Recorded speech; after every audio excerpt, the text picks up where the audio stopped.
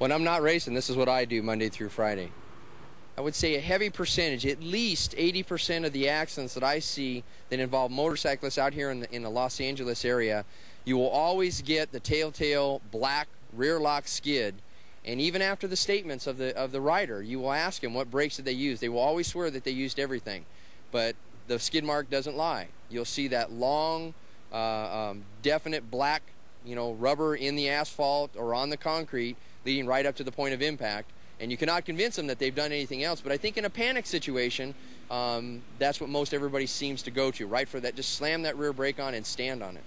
You should practice. You should be confident with your equipment. You should take yourself to an area where there is nobody.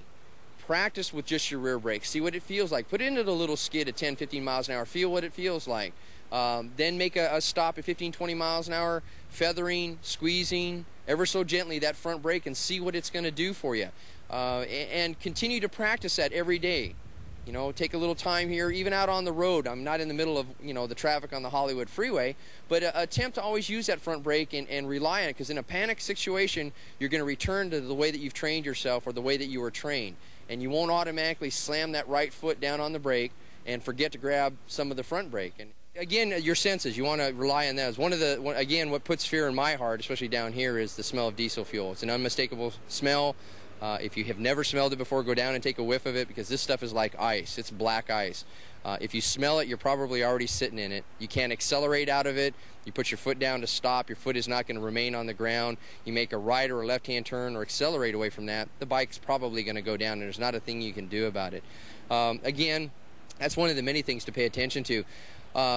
Going into an intersection on a green light, even not from a dead stop, you want to slow down going through that intersection. A good speed, again, you want to be looking at your speedometer, but slow down to about 25 miles an hour. That gives you that sense of safety. If somebody is going to make a left-hand turn looking at you, even though they do look at you, a lot of times they're still going to make that left-hand turn. 25 miles an hour is just enough to give you a little braking momentum, steer right, steer left, or even come to a complete stop and allow that vehicle to go by you. I know it's hard for a lot of riders to do this. It's hard to give up that little ego that you have.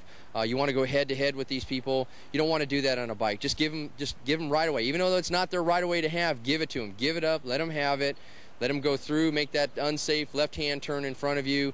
Let them go through that red light. But about 25 miles an hour is just fast enough to get you through the intersection, not to impede traffic coming up behind you, and gives you that leeway that if something dangerous, something hazardous to your health and to your body and to your equipment does happen to come through, you got plenty of time to stop, use that good front braking, combination braking, come to a complete stop, or at least steer around it. So slow down to about 20, 25 miles an hour going through that intersection. Think about your riding and discover how you can add the information in this tape to your personal riding style.